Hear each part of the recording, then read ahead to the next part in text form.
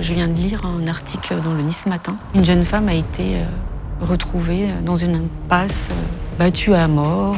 Salomé, 21 ans, a été sauvagement assassinée samedi vers 1h50 du matin. Et là, je m'écroule par terre. Je sais que c'est elle. La piétinée sur le ventre, sur la tête. À un moment donné, elle était inanimée, elle bougeait même plus. Je peux pas la reconnaître, le visage est défiguré. Il a massacré notre fille, il a tué, c'est un pervers narcissique. Mais lorsque l'on est sous emprise, on perd tout repère. On perd vraiment tout repère. Bonjour, je m'appelle Muriel. Ma fille Salomé a été assassinée par son conjoint, qui est un pervers narcissique, le 31 août 2019. J'ai mis 9 mois à faire naître Salomé et lui aura mis 9 mois à la tuer. C'était le 100e féminicide de cette année. Je vais vous raconter son histoire sur Légende.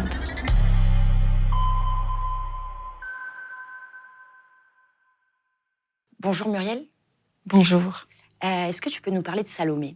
C'est quel genre de fille? Alors Salomé, c'est une jeune femme de son âge dans la vie. Elle a des amis, elle est vraiment dans la vie, elle est passionnée. C'est quelqu'un qui a soif de connaissances, elle est curieuse. Elle adore la danse, la musique. Elle est en faculté de sociologie et d'ethnologie. C'est une belle jeune femme de 20 ans. Salomé est aussi très, très, très sensible. Elle est d'une très, très grande sensibilité. Et elle est plutôt extravertie, introvertie Elle est un peu entre les deux. Voilà, ça dépend. Mais elle est surtout très, très, très sensible. Voilà, tout la touche profondément. Ce monde qui n'est pas forcément très joli l'émeut beaucoup. On avait une relation très, très fusionnelle toutes les deux. Oui, beaucoup d'échanges, de partage. Oui. Ouais, c'était ta première fille, ton premier enfant? C'est ma première fille, oui, mon premier enfant. Mais je savais que j'aurais une fille, ça c'était évident pour moi. Et du coup, je savais que j'allais l'appeler Salomé. C'était ce prénom-là. Et on ne pouvait pas me faire changer d'avis. Donc quand j'ai été enceinte de Salomé, elle s'est appelée comme ça. T'as toujours voulu être maman? J'ai toujours voulu être maman et j'ai toujours voulu avoir 3 enfants. Oui, donc tu as 3 enfants. Avec son papa, vous étiez divorcés. Son papa, c'est Patrick. Voilà, avec Patrick, donc j'ai eu Salomé et Candice. Ensuite, notre histoire d'amour s'est terminée. Puis j'ai rencontré Marc, avec qui j'ai eu Ange. En 2019, ils ont quel âge, tes enfants? En 2019, Ange a 9 ans et Candice en a 16. Et Salomé, elle a 21 le 2 juillet 2019. C'est quoi le meilleur souvenir que tu as avec Salomé, si tu devais en citer un?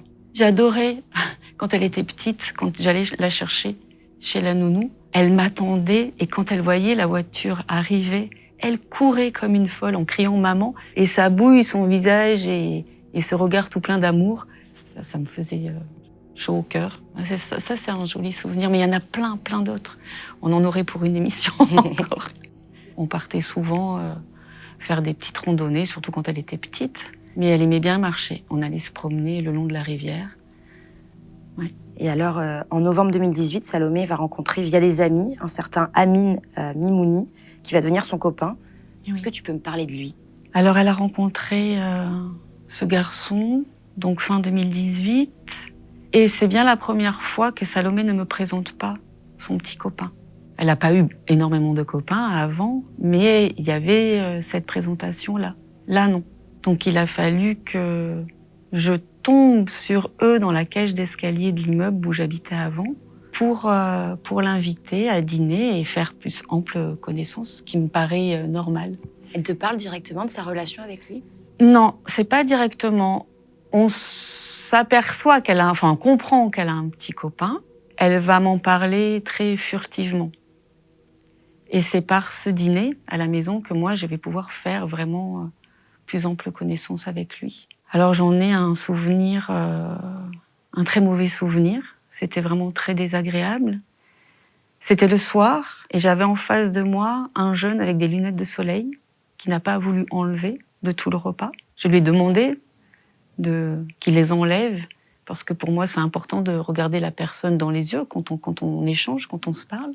Il n'a pas voulu. Il était très imbu de lui-même, très orgueilleux. Salomé était complètement effacée. Alors que c'est quelqu'un qui aime parler, qui aime échanger. Là, elle était éteinte. Elle était même gênée. Je la sentais gênée, mal à l'aise. Et donc, j'ai essayé de trouver des thèmes à aborder avec lui. C'était pas évident, il parlait pas beaucoup. Donc, j'ai compris qu'il faisait un peu de musique. Donc, on est allé sur le sujet de la musique. Il a parlé très peu. Et puis, je sentais, le peu qu'on ait échangé, je sentais que c'était quelqu'un qui était très jaloux. Ça le gênait que les hommes regardent Salomé dans la rue trop intensément, ce que je peux entendre, mais je sentais ce côté de possession et de jalousie. Donc du coup, j'ai engagé la discussion sur la place de la femme dans la société. Là, je me suis rendu compte que c'était quelqu'un de très jaloux, de très possessif, et je me suis dit, mais qu'est-ce que fait ma fille avec un type pareil? T'as inquiété directement ce dîner ou pour toi? Ce dîner m'a mis mal à l'aise, en fait. Ça m'a mis mal à l'aise. Je me suis dit très vite, j'espère que cette relation ne va pas durer trop longtemps. Et puis voilà, après c'est compliqué, c'est juste un dîner, on peut pas non plus se faire toute une idée de la personne. Il faut continuer de côtoyer pour vraiment connaître la personne. Mais j'ai pas pu faire ça parce que il avait une attitude étrange, parce que même à travers ses lunettes de soleil, il ne vous regarde pas. Il baisse la tête, il regarde à côté de vous, il vous regarde jamais. Et puis c'est surtout le comportement de Salomé qui m'alerte. Cet effacement me gêne énormément. Ce n'est pas elle. Ce n'est pas elle. Quand on discutait avec lui, qu'elle essayait de prendre un peu la parole, je sentais qu'il n'aimait pas ça. Voilà. Il fallait que ce soit lui, et puis Salomé était à côté. Voilà. Quand tu vois Salomé éteinte comme ça, t'as eu un mauvais pressentiment? Alors, c'est pas un mauvais pressentiment, je peux pas dire ça parce que je ne savais pas tout ce qui après allait se produire. Je ne voyais pas Salomé avec un garçon comme ça, et ce côté d'effacement me perturbait beaucoup. Salomé, c'est quelqu'un qui est dans la vie, qui parle, qui échange, qui, quand elle arrive dans une pièce, voilà, elle est là, on la voit, on l'entend, elle n'est pas effacée. Là, c'était perturbant. Le mauvais pressentiment va venir après. Tu avais peur qu'elle finisse sa vie avec lui, ou tu pensais que c'était juste une passe et que... Alors, j'avais pas peur qu'elle finisse sa vie avec lui, parce que, vraiment, connaissant Salomé, je me disais, voilà, elle va avoir cette aventure-là, mais ça va pas durer longtemps, c'est pas possible. C'est pas possible. Moi, je l'ai élevée avec cette idée que la femme doit être libre, qu'elle doit être épanouie, qu'elle doit... Donc je me disais simplement, ça va être une passade, ça va juste être une passade. Il faut être patient, il faut attendre simplement. Mais non, faire sa vie avec, non. Vraiment non. Après ce dîner-là, tu vas constater que Salomé s'éloigne de plus en plus de vous, de tes enfants. Alors, c'est arrivé très très vite en fait. Elle était, faut pas oublier, donc elle était en faculté. Elle faisait ses études. À partir du moment où elle a rencontré et qu'elle s'est installée avec lui, elle a arrêté ses études. Elle a commencé à ne plus voir une partie de ses copines. Elle n'a plus vu ses copains. Elle a commencé à changer de façon de s'habiller. Elle qui mettait des petits tops, des jupes, des shorts, des robes, elle ne mettait que des vêtements amples, des pantalons, des t-shirts à manches courtes d'abord, puis après à manches longues. Et plus tard, lorsqu'elle a trouvé un petit travail comme serveuse dans une boulangerie, elle a démissionné. Donc c'est vraiment ces 5 points-là m'ont fait prendre conscience qu'il y avait quelque chose de pas normal. Et ça m'a vraiment beaucoup inquiétée, vraiment beaucoup inquiétée. Puisqu'elle va arrêter la fac. Elle va arrêter la fac. Notre relation qui était forte va petit à petit se dissoudre. Je ne vois quasiment plus Salomé. Elle vient rarement à la maison. On ne se parle quasiment plus. Je sais qu'elle ne voit plus ses copines, qu'elle ne voit plus ses copains, surtout les copains. C'est très inquiétant. Comment tu expliques cet éloignement? Comment Selon toi, c'est lui qui l'a éloigné de vous? Comment il a fait? Oui, c'est lui, c'est un pervers narcissique. Il a d'abord repéré sa proie, choisi Salomé et petit à petit, Salomé a été sous son emprise. Moi, je dis que l'emprise, c'est l'antichambre du féminicide. Ça se met en place petit à petit, tout doucement, lentement, insidieusement. C'est un piège, en fait, qui se referme autour de la proie. C'est quoi un pervers narcissique? Un pervers narcissique, c'est quelqu'un qui ne pense qu'à lui, quelqu'un qui veut briller et quelqu'un qui se sert de l'autre justement pour briller. Il en fait son objet de possession. Il a besoin de cet objet de possession pour briller. Avec Salomé, vous étiez très proches. Comment, lui, il arrive à vous éloigner toutes les deux, l'une de l'autre? Petit à petit, il met en place cette emprise. Je pense que, comme il a vu qu'on était très proches, justement, il s'est dit la première personne à éloigner de Salomé, c'est sa mère, pour qu'ensuite il puisse être le tout-puissant. J'ai compris, comme il est d'origine maghrébine, j'ai compris en fait qu'il me faisait passer pour quelqu'un de raciste. Et il lui avait mis ses idées dans la tête à Salomé. Et je pense que c'est ça et tout ce qu'il a mis en place pour l'éloigner de moi qui a fait que ça a fonctionné. Salomé s'est lentement éloignée de sa maman. Dans Salomé, elle te connaît, elle sait connaît tes valeurs, tes principes, mais malgré ça, il a réussi à l'éloigner de toi et de toutes ses amies. Oui, vous savez, il y a des phases dans l'emprise. Et à ce moment-là, la phase, c'est il se positionne en tant que prince charmant. Donc c'est le plus beau, le meilleur. Il va la protéger. Il va l'aimer mieux que personne. Et en fait, vous vous lovez là-dedans. Vous pensez que c'est beau, que c'est ça l'amour, cet homme qui vous protège. Après, il y a autre chose qui se met en place. Petit à petit, il la transforme en objet, il l'écarte du monde, il l'écarte de sa famille, de ses amis, et Salomé se retrouve seule, petit à petit. T'as essayé de lui en parler, toi, à Salomé, dès le début de cet éloignement? Non, c'était impossible. C'était impossible. Pourquoi? Elle a dit une phrase, elle a dit « je l'ai dans la peau ». Quand vous y réfléchissez, c'est terrible. Quand on a quelque chose dans la peau, c'est quelque chose qu'on ne peut pas enlever. Et il y a un truc aussi, c'est que tu pouvais pas rentrer en contact sans qu'il ne le voie. Alors il était tout le temps avec Salomé. C'était impossible d'avoir Salomé sans lui. C'était c'était impossible. J'arrivais à avoir un peu de contact quand elle rentrait à la maison pour faire une lessive, pour chercher des affaires. Et ouais, c'était très dur. C'était compliqué d'avoir un contact avec elle, même par le téléphone. C'était le seul moyen, moi, que j'avais au bout d'un moment, que j'avais pour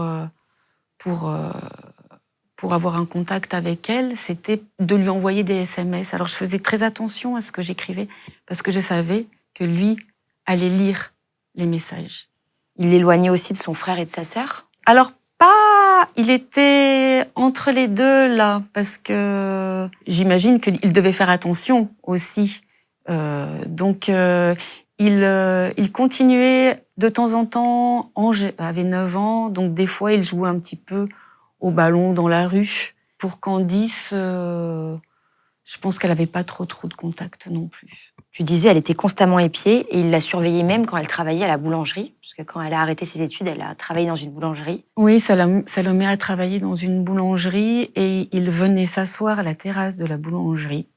Et il passait la journée à la regarder, à l'observer, savoir si elle parlait pas trop longtemps avec des hommes.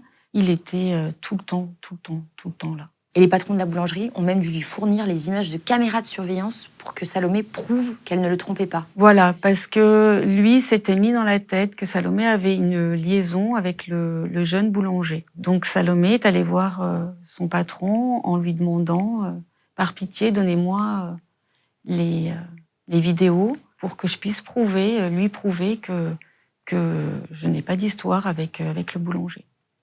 C'est des comportements qui sont pas normaux. Ben, ça prouve que c'est une personne extrêmement jalouse, qui est dans la possession la plus extrême. Vous vous rendez compte, pour que Salomé demande les vidéos à son patron? C'est complètement fou. Quand tu vois tout ça, est-ce que tu vas demander de l'aide? Oui, je vais... Alors, quand je me rends compte que je perds Salomé petit à petit, que je me rends compte de tous ces changements, je vais demander de l'aide au bureau d'aide aux victimes, au palais de justice de Grasse. Et j'explique ces 5 points. Depuis qu'elle a rencontré ce jeune homme, Salomé a arrêté la faculté, elle ne voit plus ses copains, elle ne voit plus ses copines, elle ne voit plus sa famille, elle ne me parle quasiment plus, elle a changé son aspect vestimentaire. Et le 6e point, elle a donné sa démission. Donc j'explique à la personne qui me reçoit, je lui dis, tout ça, c'est pas normal. Qu'est-ce que l'on peut faire? Comment je sens que ma fille, elle est sous emprise, je ne sais pas quoi faire. Aidez-moi. Et on me répond, mais quel âge a votre fille? Donc je dis, Salomé a 20 ans. Et on me dit, écoutez, elle est majeure, votre fille, elle fait sa vie. Et je ressors avec cette phrase. Je n'ai pas d'aide, je ne sais pas quoi faire, je suis complètement désemparée. Ils t'ont pas réorienté vers d'autres services? Non, absolument pas. On est en 2019. Je pense qu'il n'y avait pas encore tout ce qu'il y a aujourd'hui. L'information n'était pas aussi bien développée sur ce sujet-là. Je me retrouve seule avec cette problématique et je suis très inquiète, mais je ne sais vraiment pas quoi faire. J'en discute avec ma sœur de cœur, Christine. On essaie de trouver comment aider Salomé. Donc on va choisir donc ce moyen de lui envoyer des petits messages par SMS, en faisant très attention à ce qu'on écrit, parce qu'il lit ces messages-là. Mes messages consistaient à lui dire, à lui remettre en mémoire d'où elle venait, à lui montrer des photos de nous, de sa famille, qu'on est là, qu'on est tout le temps là, que la porte est ouverte, il n'y a pas de souci, on est là. Et elle peut venir quand elle le souhaite. Elle répondait aux messages? Très très peu. Et très brièvement lorsqu'elle répondait. Et ça aussi, c'était un changement d'attitude. Mais complètement. Mais je savais qu'il était compliqué aussi pour elle de répondre à ce moment-là. À ce moment-là, tu avais peur qu'un drame puisse arriver. Plus on avance dans cette relation, tu vas demander de l'aide. Avec tes amis, tu essaies de trouver des solutions. À ce moment-là, je n'avais pas cette idée encore de drame, parce que pour moi, je n'ai pas été élevée dans la violence. Je connais pas la violence. Je sais pas ce que c'est. Pour moi, à ce moment-là, à cette époque-là, la violence, c'est chez les autres, c'est pas chez moi. Donc, c'était pas une idée que j'avais dans la tête. Mais, malgré tout, je voyais bien que Salomé, c'était pas normal. Cette relation n'était pas normale. Pour toi, la violence, c'était chez les autres, mais est-ce que tu le pensais capable d'être violent avec elle? Non. Je pensais pas ça. Je ne savais pas qu'il avait déjà été violent avec d'autres femmes. Moi, je n'étais pas au courant de ça. Donc, non, je me disais simplement que ce n'était pas une belle personne et il fallait sortir Salomé de cette relation-là. L'enquête a révélé aussi que le 11 juillet, donc 1 mois et demi avant le drame, Salomé lui avait écrit un SMS qui disait « Je fais des cauchemars de toi où tu m'étrangles. Tu veux me tuer toutes les nuits. Je me sens morte. » Oui, ça, je l'ai su après. Je l'ai su quand on a commencé toute cette procédure judiciaire et quand on a commencé à travailler sur le procès. Parce qu'en fait, là, quand vous lisez son SMS, vous comprenez qu'il l'avait violentée avant. Elle avait un confident, Salomé, une amie, un ami qui lui restait? Elle avait une amie qui lui restait, qui a fait tout ce qu'elle a pu pour sortir Salomé de cette emprise-là. Elle a essayé, elle y est arrivée une fois en récupérant Salomé, ses affaires, et elles se sont réfugiées chez un ami qu'on a en commun avec son papa. Et donc elle a rejoint son papa chez cet ami aussi. En parlant de son papa, toi justement, tu lui as demandé, donc son papa c'est Patrick, oui, de garder au maximum le contact avec Salomé? J'ai demandé à son papa de garder le contact à partir du moment où pour moi c'était difficile de joindre Salomé. Et j'ai fait part donc à Patrick de tout ce qui se passait, qu'on ne se voyait plus déjà avec Salomé, il savait qu'elle avait arrêté la faculté. Je lui ai fait part aussi qu'elle ne voyait plus ses copains, ses copines, qu'elle avait arrêté son emploi et qu'elle avait changé de tenue vestimentaire. Et je lui avais dit, tout ça, c'est pas normal. Moi, je n'arrive plus à dialoguer avec elle. Elle me fuit. Il faut que tu sois là. Il faut que tu lui parles à Salomé. Et il faudrait que tu lui parles à lui aussi. Il faudrait que lui sente qu'il y a un papa. Et voilà. Et les deux s'étaient rencontrés, Patrick et Oui. l'agresseur? Oui. Il les a invités chez lui. Lui a été très poli. Il demandait, s'il demandait un verre d'eau, c'était Patrick, est-ce que je pourrais avoir un verre d'eau? Il a été vraiment impeccable, impeccable. À l'inverse du dîner chez vous? Oui. Et c'est pour ça que Patrick m'a appelé en me disant, écoute, ça s'est super bien passé, il est très poli. Presque j'ai un peu de mal à te croire. Pourquoi ce changement de comportement entre toi et entre sa mère et son père? Parce que je pense qu'il avait compris, lui, que moi j'avais saisi. Je comprenais cette emprise. Et pour lui, j'étais un danger. J'étais la personne qui pouvait récupérer Salomé. Donc je pense que c'est pour ça. Et je pense aussi que du coup, il y avait des moments où Salomé devait aussi lutter et lui expliquer, mais non, ma mère n'est pas comme ci, et puis voilà, mon père non plus. Et donc il s'est dit, voilà, il faut peut-être pas que je fasse pareil avec le papa, sinon elle peut m'échapper. Donc Salomé avait un peu plus de contact, on peut dire, avec Patrick qu'avec toi. Oui. Et moi, du coup, j'étais en contact avec le papa, il me donnait de ses nouvelles. Parce que des fois, tu les croisais tous les deux dans la rue. Oui. Et il faisait comme s'il ne t'avait pas vu, il ne te connaissait pas. Oui. Il m'arrivait de les croiser dans la rue et Salomé tournait la tête, regardait ailleurs et lui regardait tout droit. Et je continuais mon chemin en me disant « Waouh,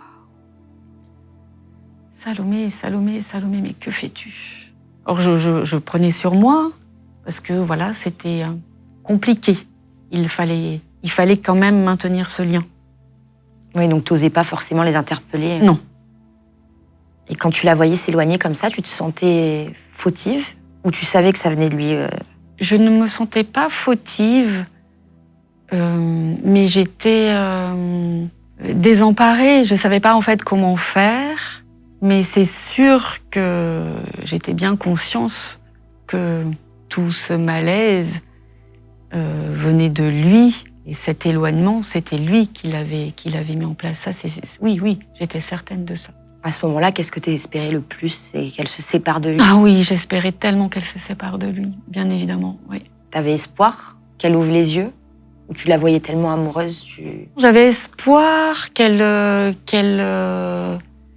prenne conscience que sa relation avec lui n'était pas une relation normale. Parce que c'est quand même Salomé quelqu'un qui a été élevé dans la liberté.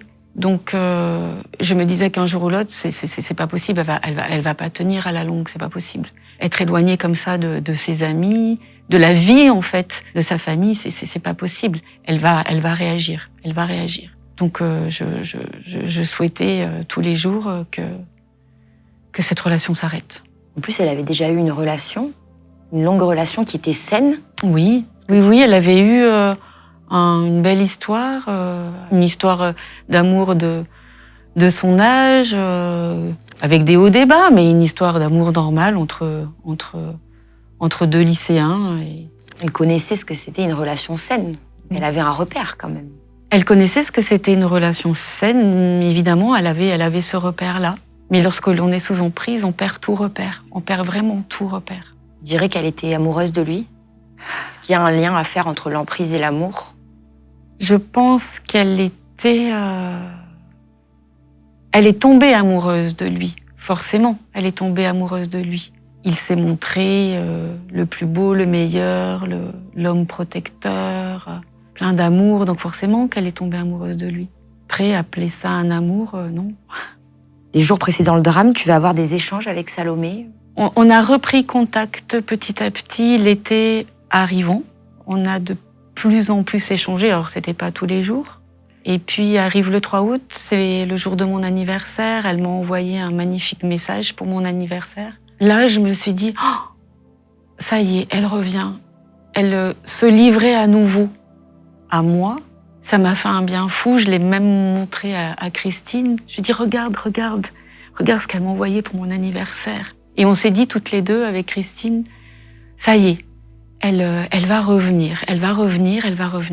Et dans ce message, elle me souhaitait évidemment mon anniversaire.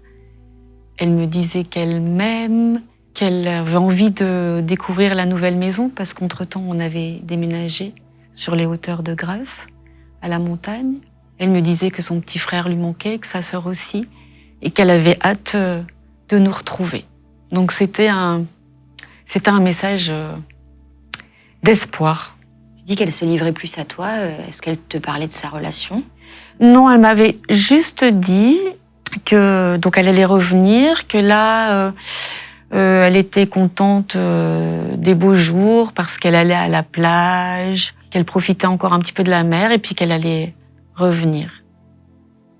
Ce qui est fou parce que je la vois pas aller à la plage en maillot. Ça me paraît complètement faux. En fait, je pense qu'elle me mentait pour me réconforter. Pourquoi tu ne la voyais pas aller à la plage? Parce que déjà qu'elle ne s'habillait plus comme avant, qu'elle ne mettait que des pantalons longs, des t-shirts à manches longues en plein été. Je vois pas comment elle aurait pu se mettre en maillot. Je pense pas qu'elle ait eu l'autorisation d'aller à la plage en maillot. T'avais essayé de lui parler de ce changement de style vestimentaire? Je pouvais pas. Parce que il lisait les messages, c'était compliqué. Il fallait que je marchais sur des œufs, il fallait que je fasse très attention à ce que je lui écrivais. Si je lui avais dit, mais regarde, Salomé, ça va pas, pourquoi ce changement vestimentaire? Si lui lisait ça, mais ça aurait, je pense, engendré une dispute entre eux. Inconsciemment, t'avais peur de lui un peu. J'avais peur de lui pour elle. Vers la fin, j'avais peur qu'il lui fasse du mal parce que c'était au début non, mais plus le temps passait, plus tous ces changements, plus cet éloignement avec moi, plus le fait que c'était compliqué de lui écrire. Oui, à la fin, je me disais mais voilà, est-ce qu'il lui a pas déjà envoyé une gifle ou si ce n'est pas de la violence physique, il y a certainement de la violence verbale. Je pensais plus à une dispute verbale qu'à quelque chose de plus violent. Tu parlais avec les amis de Salomé, t'essayais de leur demander ce qu'elle pensait de lui, de te rassurer un peu auprès d'elle? J'avais croisé certaines de ses amies, je leur avais demandé des nouvelles. Elle aussi disait qu'elle n'en avait pas beaucoup. Donc en fait, c'était compliqué d'en avoir. La dernière fois que tu as eu des nouvelles de Salomé, c'était début août pour ton anniversaire. Mais la dernière fois que tu l'as vue, ça remonte au mois de mars. Son patron est venu me voir, très très inquiet, en me disant écoutez, Salomé veut me donner sa démission. Et il me dit écoutez, je comprends pas ce qui se passe. Et il est, lui, tous les jours assis à ma terrasse. Il contrôle tous ses faits et gestes. Et là, elle veut démissionner. Et là, ça va pas du tout. Il faut que vous interveniez parce que c'est pas normal. Donc là-dessus, j'appelle Marc, donc le beau-père de Salomé. Je lui dis écoute, elle veut démissionner, Salomé. Là, c'est plus possible. Là, faut vraiment qu'on discute avec Salomé. Donc Marc me dit écoute, je ferme mon atelier, j'arrive. Et on est allé rejoindre Salomé à son travail. Et en fait, on a croisé Salomé et lui dans une montée d'escalier dans Grasse. Et on essaie de discuter avec Salomé. Donc lui est là. Et on dit à Salomé, écoute, qu'est-ce qui se passe? Mais pourquoi tu veux démissionner? Tout va mal en ce moment, on se rend bien compte. On essaie de discuter avec elle, mais il est là. Et il s'interpose. Il est pareil, très orgueilleux, très imbu de lui-même, sûr de lui. Salomé essaie de le tirer vers lui en disant « Mais viens, on s'en va, viens, on s'en va ». Elle essaie d'écourter la conversation. Lui, il la pousse en lui disant « T'inquiète, je vais gérer. Qu'est-ce qu'ils ont, qu'est-ce qui se passe ?» Enfin, il nous parle très mal. Puis il parle à sa place. Exactement. Et puis, le ton monte. Et là, Salomé essaie de le retirer vers lui. Et en même temps, elle dit cette phrase « Oh, qu'est-ce que je vais prendre ?» Et là, moi, je me reçois cette phrase comme un coup de poing. Je me dis, waouh, mais qu'est-ce qu'elle vient de dire? Et donc je le regarde lui et je lui dis, mais qu'est-ce qu'elle vient de dire, Salomé? Qu'est-ce que vient de dire ma fille? Elle vient de dire, qu'est-ce que je vais prendre? Ça veut dire quoi? Ça veut dire quoi? Puis je me retourne vers Salomé. Je lui dis, Salomé, ça veut dire quoi ce que tu viens de me dire? Et Salomé est déjà en retrait. Elle lui dit de venir, lui. Elle l'appelle, viens, on s'en va. En fait, je l'attrape et je lui dis, qu'est-ce qu'elle veut dire? Je te préviens, ne touche pas un seul de ses cheveux, ne touche pas à ma fille. On est abasourdi, voilà, on ne sait plus quoi penser, on a cette phrase dans la tête. Et on retourne à mon atelier, j'ai un atelier de sculpture dans Grasse. On s'assoit, on réfléchit, on repense à cette phrase. Parle de Salomé, on essaie de voir comment on peut agir, parce que là, ça prend des proportions importantes. Et lui revient. Et il crie dehors. Il vient à ton atelier? Il vient à mon atelier et il crie à Marc, je vais porter plainte contre toi. Donc Marc sort et lui dit, mais comment ça, tu vas porter plainte contre moi? Mais de quoi? Mais ça va pas ou quoi? Et là, il y a une bagarre qui commence. C'est une vraie bagarre, hein. Il y a des coups de poing, c'est très très fort, ça me fait peur. Les hommes dans la rue font un cercle, personne n'agit. Donc moi, je me dis, waouh, qu'est-ce que je peux faire? Et il faut les séparer. Mais j'ai peur parce que les coups de poing sont très très forts. Donc je me dis, je vais sauter sur son dos à lui et ça va le déséquilibrer, il va tomber et la bagarre va arrêter. Donc c'est ce que j'ai fait et ça a fonctionné. Et donc la bagarre s'est arrêtée. Et là-dessus, Salomé est sortie parce qu'elle a entendu la bagarre. Et c'est cette fois-ci, c'est la dernière fois que je l'ai vue. Ensuite, je n'ai eu que des petits messages avec elle, voilà. Donc quand ils sont partis, avec Marc, on est rentré dans mon atelier et on a envoyé plein de textos à Salomé lui disant « On est désolé, on n'aurait pas dû taper sur ton petit copain, on est désolé, ça prend des proportions hallucinantes, tout ça. Il faut vraiment qu'on parle, Salomé, il faut vraiment qu'on parle maintenant. Tout ça n'est pas normal, ce n'est pas normal. Il faut qu'on parle, viens à la maison, il faut qu'on parle. » En plus, Marc n'a pas un tempérament à se bagarrer. Ah bah non. C'est ça qu'il faut préciser. Il a fortement regretté de s'être bagarré avec le petit copain de Salomé. Enfin, je veux dire, on fait pas ça. Mais il n'a pas eu le choix. Il n'a pas eu le choix. Il est venu le provoquer. Oui. Et ça n'a pas justement aidé à notre relation, à Salomé et moi. Ça nous a encore plus éloignés. Et c'est de là où j'ai vraiment expliqué à son papa, je l'ai appelé en lui disant « Patrick, là, voilà, il vient de se passer ça. Il faut que tu prennes le relais parce que du coup, là, je suis vue comme le diable et il faut pas lâcher Salomé, il faut pas la lâcher, là. » Et pour revenir à Salomé, tu te rappelles comment elle a réagi, elle, à cette bagarre face à vous?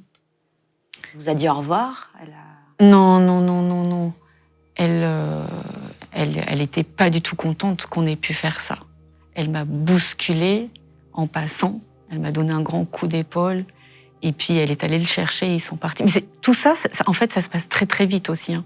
Ça dure pas une heure. Hein. Tout ça, c'est très, très vite. Vous avez pas le temps de faire ouf et voilà, c'est fait. Et je termine là-dessus avec ma fille. Et c'est la dernière fois que je la vois. Et donc, si je te demande les derniers mots que tu as échangés avec elle, C'était par texto.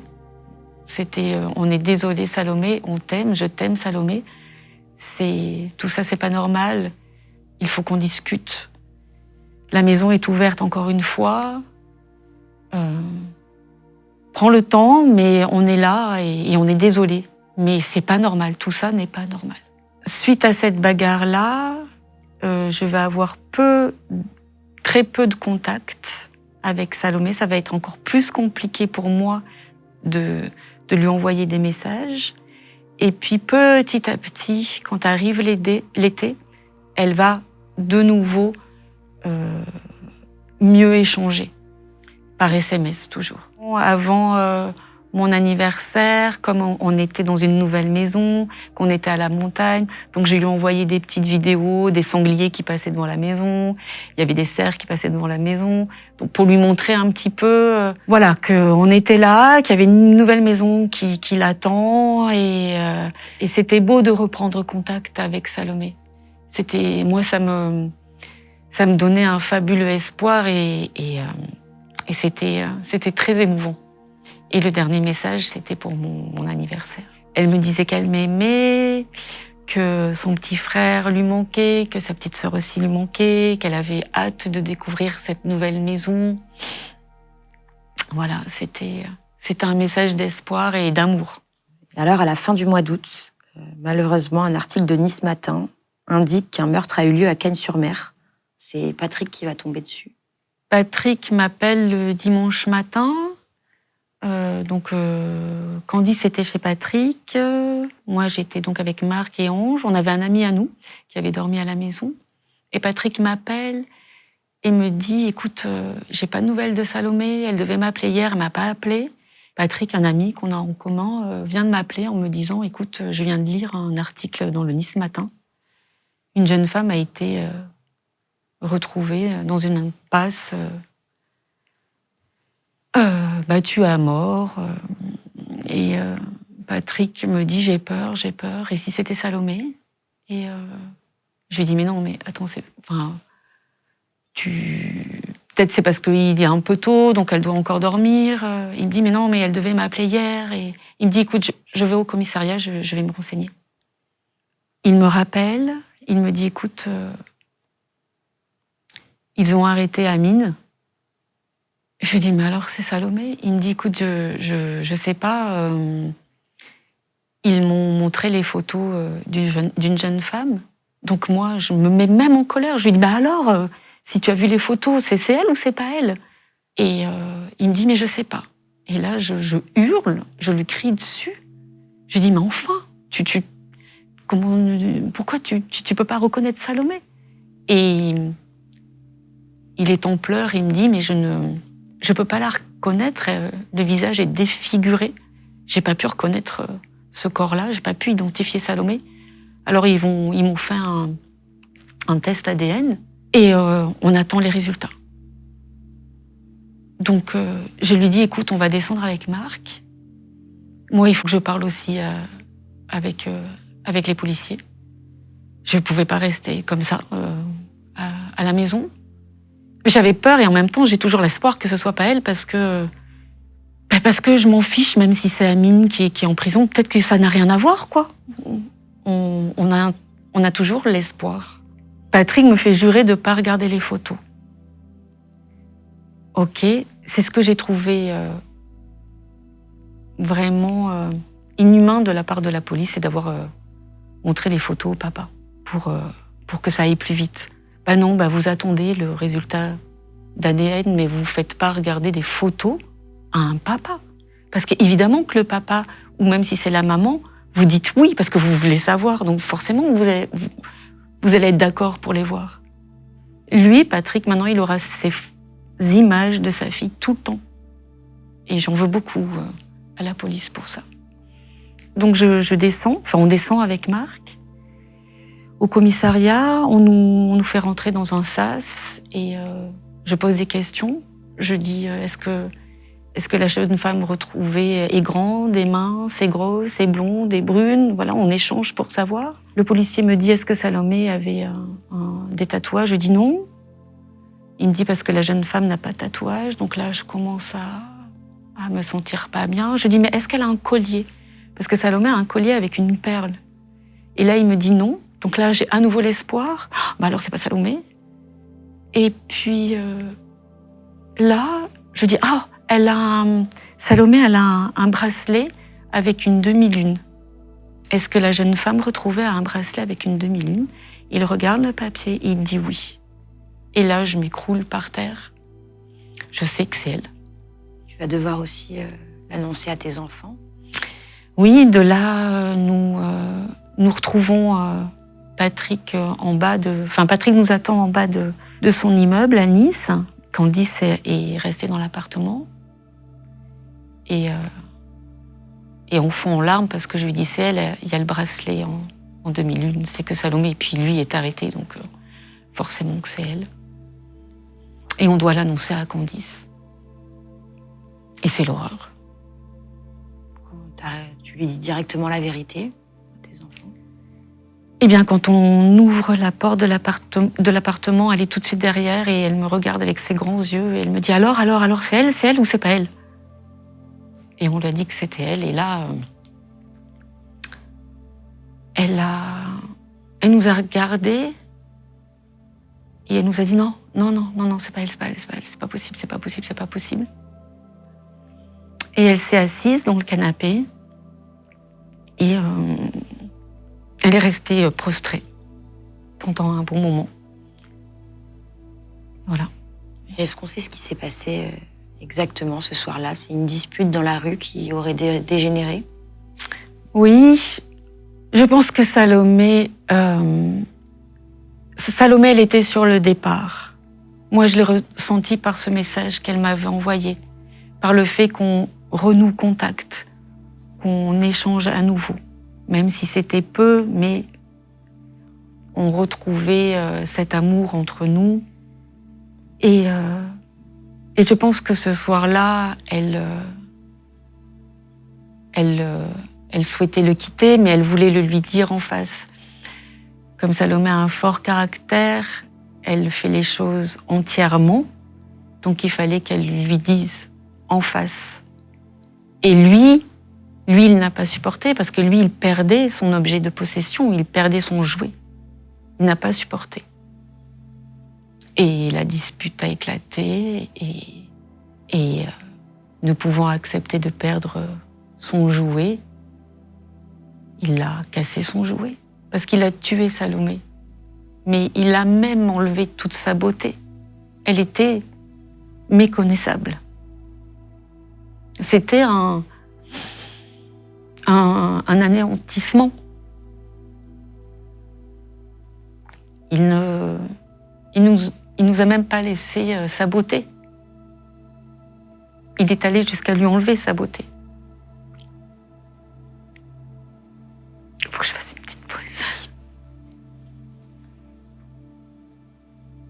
Tu penses qu'elle aurait pu être sauvée? Il y a des témoins qui les ont vus se disputer dans la rue. C'était tard dans la nuit. Alors, c'est un endroit, c'est une impasse, mais il y a beaucoup d'habitations, beaucoup de petites maisons et d'immeubles. Et il n'y a qu'une famille qui a essayé de la sauver. Et elle a crié. Cette famille a bien expliqué qu'elle avait hurlé, qu'elle avait crié à l'aide. Il n'y a qu'une famille qui a essayé de la sauver.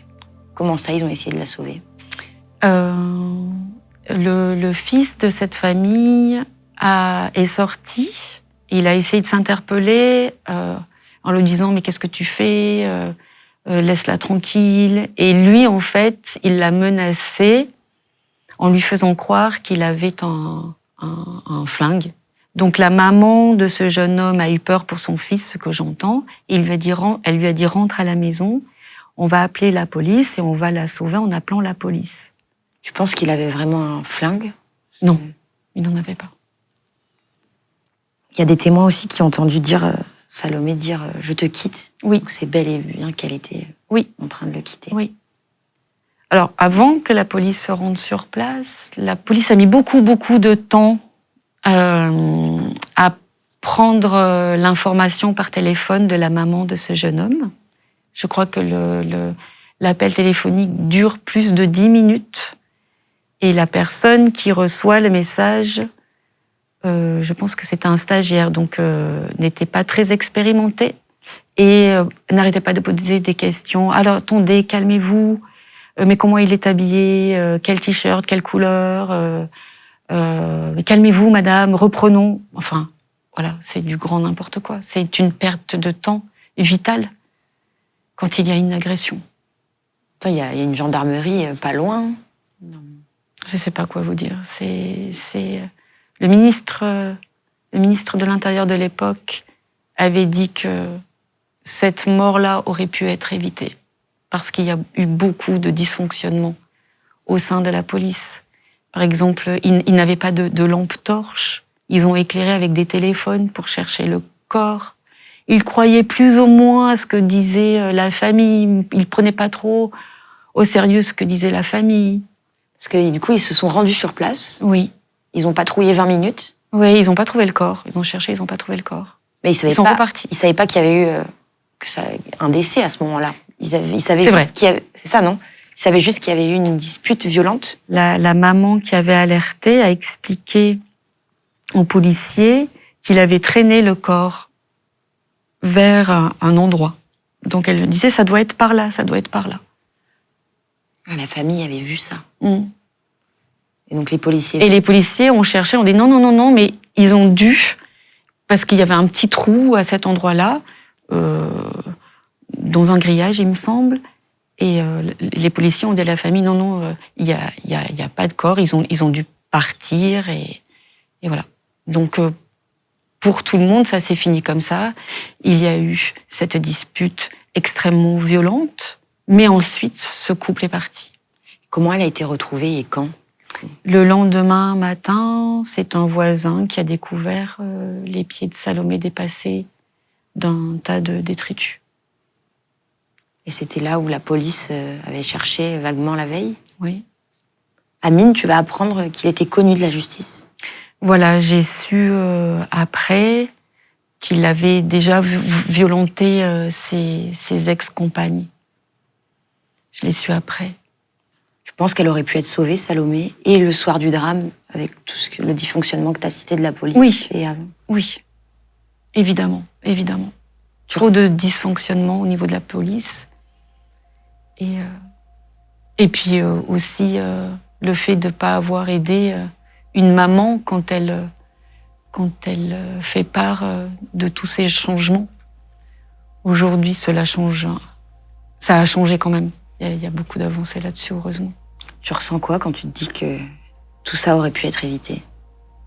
Du dégoût pour cette société, pour ce dysfonctionnement-là, de la haine, évidemment. Mais il faut avancer. Et comment se passent les jours qui suivent son décès? Est-ce que tu arrives à comprendre ce qui s'est passé? Alors, non, vous êtes plus vous-même. Hein. En fait, vous êtes comme un automate. Vous avancez jour après jour. Et puis surtout, vous avez 2 enfants, Candice et Ange, qui sont extrêmement choqués. Et Tu leur dis la vérité? oui, on leur a dit avec des mots adaptés pour chaque âge. Ange avait 9 ans, donc on adapte les mots. En fait, ce qui a été aussi très dur et très, très émouvant, c'est que le lendemain, c'était la rentrée scolaire pour Ange. Et comme quand nous sommes revenus du commissariat, avec Marc, on s'est dit, on peut pas le dire à Ange, on peut pas le dire là, maintenant, demain, c'est la rentrée des classes. C'est pas possible, enfin. Donc on s'est dit, on lui dit rien. Et on lui dira demain quand il rentre de l'école. Alors Ange m'avait entendu hurler au téléphone, donc il avait compris qu'une chose s'était pas bien passée.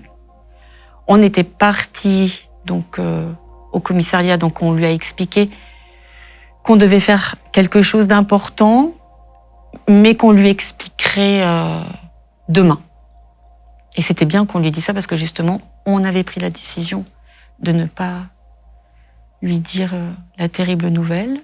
Et quand il est rentré de l'école le premier jour, on s'est mis sur la terrasse, je l'ai pris sur mes genoux, Marc était à côté. Il m'a dit, mais tu dois me dire quelque chose, tu m'avais dit ça. Et je lui ai dit oui. Et je lui ai dit que Salomé était morte.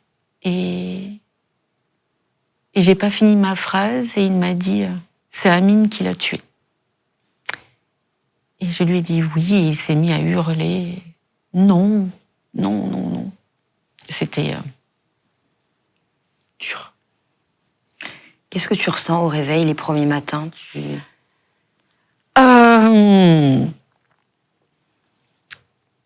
Une immense douleur, de la colère de la haine.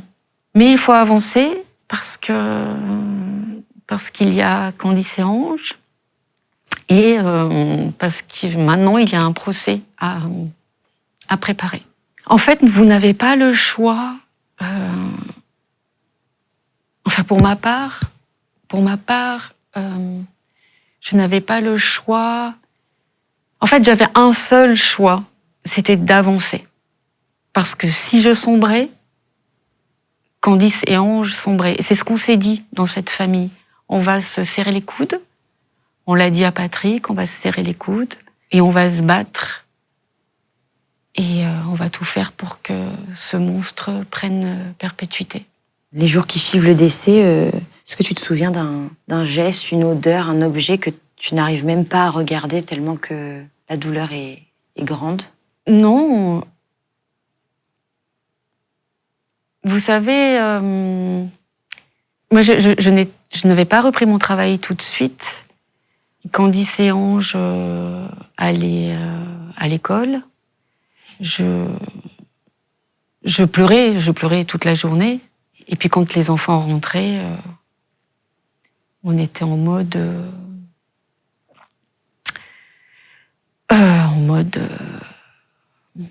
on avance, je sais pas. Non, mais c'est très bien, c'est super, c'est intéressant de se dire ça. Je ne fais que pleurer, donc c'est pas possible. Marc est avec toi? Marc est avec moi, il a pu aussi prendre quelques semaines. Et puis, bon, il faut bien retourner au travail. Hein. Et donc, je retourne à mon atelier de sculpture, je reprends les cours, je redonne des cours. Et là, je suis entourée d'élèves tellement aimantes, tellement touchantes, qui m'aident beaucoup. Je pars de chez moi, j'arrive à mon atelier, c'est un deuxième cocon, je m'y sens bien. Je suis avec mes élèves, qui sont un fort soutien, extrêmement bienveillante. Et une fois que la journée est finie, je ferme mon atelier et je remonte dans ma montagne. Je ne pouvais plus voir l'humanité, c'était plus possible. Donc je courais presque à ma voiture et je rentrais chez moi. On était à la montagne dans une maison vraiment perdue. On était les seuls et c'est ce qui m'a, je pense, aidé aussi à surmonter cette souffrance-là. C'est de me retrouver dans la nature. T'avais peur de croiser des gens? T'avais plus foi en l'humain après ça? Je n'avais plus du tout confiance en l'humanité. Et puis je voyais les regards compatissants. Alors je l'entends, je le comprends, mais c'est dur parce que tous les regards étaient comme ça. C'était pesant. Donc je préférais vite rentrer chez moi. Alors il y a un truc assez extraordinaire, c'est que tu vas retrouver, après le décès de Salomé, dans son iPod, une lettre qu'elle t'avait écrite. Oui, une lettre magnifique. Je pense avoir la plus belle lettre d'amour qu'une fille ait pu écrire à sa mère. Elle ne me l'avait jamais donnée et c'est en parcourant cet appareil, Marc me dit « Oh, regarde !» Et je lis ce texte et il est magnifique. Donc, évidemment, il est chez moi. Et je l'ai fait illustrer par une amie à moi qui est dessinatrice. Et il est dans la salle à manger. Tu vas pas nous dire tout ce qu'il y avait dedans, mais est-ce que tu peux nous dire quelques phrases qui t'ont marqué? Alors, je peux pas le dire de mémoire. Ma mémoire est défaillante depuis la mort de Salomé. Elle fait part de son grand amour pour sa maman et sa grande fierté de m'avoir en tant que maman. Et de tout le soutien que je lui ai apporté pendant sa courte vie. C'est une belle déclaration d'amour, oui, exactement. Comment tu réagis quand tu découvres cette lettre? Mais je pleure. C'est très troublant d'avoir encore des messages d'elle alors qu'elle n'est plus là. C'est ça qui est troublant. Et moi, je me dis, je prends ça comme des messages d'elle. Et je l'ai remerciée. Tu sais quand elle l'avait écrit? Non, c'est pas daté. Donc je ne sais pas. Moi, j'ai trouvé ça très beau, très touchant de le recevoir. Je reçois ça comme un message de là où elle est, d'être tombée sur ce magnifique texte. Tu crois au signe après la mort? Oui, je me suis beaucoup rapprochée de la spiritualité depuis le décès de Salomé. Ça m'a beaucoup aidée à comprendre aussi. Parce qu'il y a un moment dans ton livre où tu expliques que le jour où tu vas apprendre le décès de Salomé, il y a une scène avec un chien assez extraordinaire. Ah, oui. Alors, c'est le dimanche matin, Patrick ne m'a pas encore appelé, je ne sais rien. Et je dis à Marc, écoute, je vais un peu me balader, on va se promener avec Ange. Et donc on part avec Ange, on va se balader. L'endroit s'appelle La Malle, c'est un plateau magnifique. Et on marche, on discute, et puis c'est dans un chemin. On est en haut du chemin et je regarde vers le bas du chemin et là je vois un grand chien blanc et Ange a peur des chiens. Donc je prends Ange à côté de moi, je lui dis de pas s'inquiéter, on va s'asseoir et on va regarder le paysage, on va laisser passer le chien tranquille. C'est ce qu'on fait. Et puis le chien avance, donc moi je parle à Ange pour le décontracter. Je sens le chien passer dans mon dos, et donc je me retourne, et là je suis stupéfaite par la blancheur de ce chien. Mais d'un blanc immaculé, on est à la montagne, il y a de la terre, et il n'a pas un bout de marron, il est blanc. Et je me rends compte que c'est une chienne. Et elle vient, elle s'approche avec sa tête, Angela, elle est juste là. Et puis je la regarde, et je vois ses yeux marron, mais magnifique. Et je la prends parce qu'elle a l'air sympa. Puis j'ai pas peur des animaux. Et je lui dis, waouh, tu as des yeux magnifiques, mais tu as un regard tellement humain, tellement plein d'amour. Moi, ça m'avait fortement troublée. Hein. Vraiment, j'ai dû le dire à Ange plein de fois. Je dis, mais regarde ses yeux, comme elle est belle. Et au moment où Ange se retourne pour la regarder, elle se jette sur lui, mais elle se jette sur lui pour le lécher, partout sur le visage. Mais elle le lèche. Et elle se retourne vers moi et elle me lèche partout. Et elle nous fait des câlins. Et elle nous lâche pas. Et elle nous suit jusqu'à la maison. Ensuite, on apprend, on s'en va. Et donc, un ami était resté dormir à la maison. Donc, cet ami était là le dimanche matin. Donc, il s'est occupé de Ange pendant que nous étions au commissariat. Et quand on est rentré le soir, notre ami Olivier nous a dit « Waouh, mais la chienne, elle n'est pas partie. Elle est restée avec nous toute la journée. Et d'un coup, elle a décidé de partir, mais avant, elle a aboyé aux 4 coins de la maison. Et ensuite, elle est partie. Et on n'a plus jamais revu cette chienne. Et moi, je l'ai cherchée partout, dans tout le plateau. Je l'ai cherchée partout. Je ne l'ai jamais retrouvée. Donc, c'est fou. Pour moi, ça peut paraître fou, je suis pas folle. Mais pour moi, c'est comme si Salomé avait choisi ce corps de chien pour nous approcher. Et je ne savais pas à ce moment-là qu'elle était morte. C'était très troublant, vraiment très, très troublant.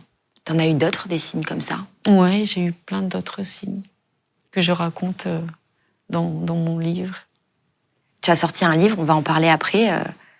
Elle s'appelle Salomé, on vous met tous les liens en description. Voilà, c'est ce magnifique livre que j'ai fait avec Sandra Mathieu, qui est l'écrivaine. C'est elle la magnifique écriture. Et on est très fiers d'avoir sorti ce livre. Tu racontes quoi dans ce livre? Eh bien, c'est un dialogue autour de ce féminicide de Salomé.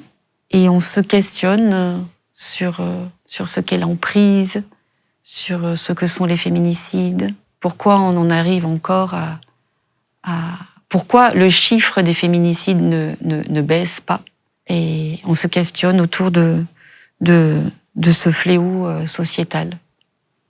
Et on parle aussi énormément de Salomé. Je voulais pas que la mort de Salomé soit classée sans suite. C'est un féminicide, ce n'est pas la même chose. Je voulais pas qu'on oublie Salomé et qu'on oublie ce qu'on lui a fait Donc je voulais faire un livre, je voulais faire un film. Et c'est Sandra Mathieu, donc l'écrivaine, qui est venue me voir peu de temps après la mort de Salomé. Et elle m'a proposé d'écrire un livre. Et je lui ai dit, écoute, là, pour l'instant, je ne peux pas. Mon avocate me dit de ne rien dire. Mais je te promets qu'une fois le procès terminé, on le fera. Et c'est ce qu'on a fait. Donc, je suis très, très heureuse. Voilà, le livre est là. Le film viendra. C'est mon combat aujourd'hui. Et c'est un beau moyen de combattre ce fléau que sont les féminicides, que sont les violences faites aux femmes. On va parler du procès. T'appréhendais de le revoir au procès? Non, j'appréhendais pas du tout de le voir au procès. J'avais hâte que le procès arrive. Je voulais le voir sans ses lunettes parce que je savais qu'il n'allait pas mettre ses lunettes de soleil. T'avais jamais vu ses yeux? Je n'ai jamais vu son regard. Et il faut savoir que moi, j'étais persuadée qu'il allait prendre perpétuité. J'avais, pendant ces 4 ans de préparation, parce que ça a duré 4 ans, presque 4 ans, j'ai demandé à Salomé, matin, midi et soir, il faut que tu nous aides de là où tu es, mais il faut qu'il prenne perpétuité. Donc j'étais prête. Évidemment que j'avais peur, évidemment. On n'est pas bien. Puis c'était une première aussi. Mais j'avais hâte. Qu'est-ce qui se passe quand tu le revois? Tu croises son regard? La haine et la colère vous reprend immédiatement. Moi, petit à petit, la colère a disparu. Je n'ai gardé que la haine en moi. Mais là, la colère revient. Et la haine, on apprend à la gérer. Mais là, c'est comme un volcan. Ça revient d'un coup. Là, si vous pouvez, en fait, sauter dans cette espèce d'aquarium, il est derrière une vitre, et le tuer de vos mains, vous le faites. Il va s'excuser ou il va continuer à être odieux et imbu de lui-même à ce procès? Alors déjà, il faut savoir que, en attendant le procès, il n'a jamais avoué que c'était lui. Il a toujours dit que ce n'était pas lui. Il n'a pas avoué. Le premier jour du procès, il avoue qu'il est le meurtrier. Mais il est froid, imbu de lui-même, orgueilleux, aucune empathie, rien pour Salomé, rien du tout. Il est froid. Il n'a pas montré de regret? Non. À la fin du procès, c'est lui qui prend la parole, le dernier. Il s'est adressé à moi en me disant « Je sais que vous me haïssez, c'est normal, mais sachez que Salomé, elle ne voulait que moi. » Et là, j'avais juste envie de le tuer. Il est monstrueux, il est dangereux, cet homme-là est dangereux, il n'a pas d'empathie. Cet homme-là, s'il n'avait pris que, je sais pas, 15 ans, il sort, il recommence. Parce que là, il a pris 30 ans. Là, il a pris la perpétuité avec une sûreté de 22 ans. Voilà. Le maximum.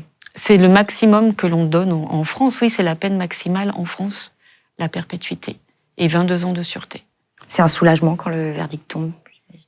Alors c'est un soulagement, oui, parce que il prend la peine maximale.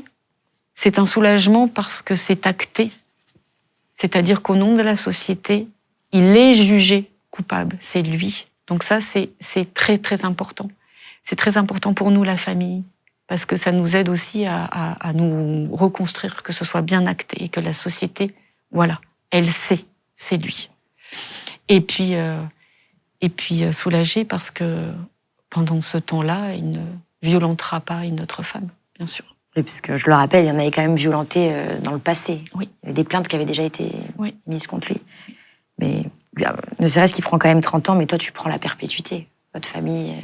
Nous, Salomé, c'est fini. On ne la verra plus jamais. C'est terminé. C'est irréversible. Enfin, voilà, c'est terminé. Tu dirais que tu as fait ton deuil aujourd'hui? Je pense qu'on ne peut pas faire le deuil de son enfant, mais on apprend à vivre avec. Et puis, il y a Candice, il y a Ange. Il faut continuer de vivre. Il y a ce combat que je mène aujourd'hui. Il y a plein de choses qui font que vous avancez. Et puis, en son nom, vous avancez aussi. Il a massacré notre fille, il l'a tuée, mais il ne massacrera pas notre famille. Voilà. Qu'est-ce que tu aimerais dire à Salomé aujourd'hui, si elle t'écoutait? Ah, si Salomé m'écoute, je voudrais lui dire que... D'abord, la première des choses, c'est que je l'aime, éperdument, qu'elle me manque, pareil, éperdument, et que je suis désolée parce que j'ai pas réussi à la sauver. Si tu avais un message à faire passer à toutes les victimes de violences conjugales, de pervers narcissiques, qu'est-ce qui pour toi est le plus important et comment on se sort de là? Je pense que le plus important, c'est la parole. Je pense que le plus important pour les personnes qui veulent aider celles qui traversent ces moments difficiles et qui sont sous emprise, c'est de surtout les croire et de ne pas mettre leurs paroles en doute. Et de se diriger vers plein d'associations qui sont très aidantes et qui fonctionnent très bien pour aider ces femmes à sortir de ces violences-là. Tu peux nous donner des exemples d'associations Une voix pour elles, c'est une magnifique association qui reloge les femmes en danger. Et elles font, Une voix pour elles fait un travail formidable. Parce que des fois, ce sont aussi des femmes avec des enfants. Donc, elles relogent la maman avec les enfants. C'est un très, très fort soutien. Sur 100 femmes victimes de violences, il y a 80%, ce sont des mamans. Et si tu devais rapidement dire, c'est quoi les 3 choses à faire, les 3 étapes à faire quand on est dans une relation comme ça, sous emprise? Est-ce que l'étape 1, c'est d'en parler, d'aller à la police, d'aller porter plainte? Alors oui, c'est d'en parler, d'aller évidemment porter plainte, parce que c'est à partir du moment où la plainte, elle est posée, elle est prise, là, les associations peuvent rentrer en jeu et intervenir et aider ces femmes victimes de violences. C'est très, très important de porter plainte et c'est très, très important que les policiers prennent les plaintes aussi. Merci beaucoup, Muriel. Merci.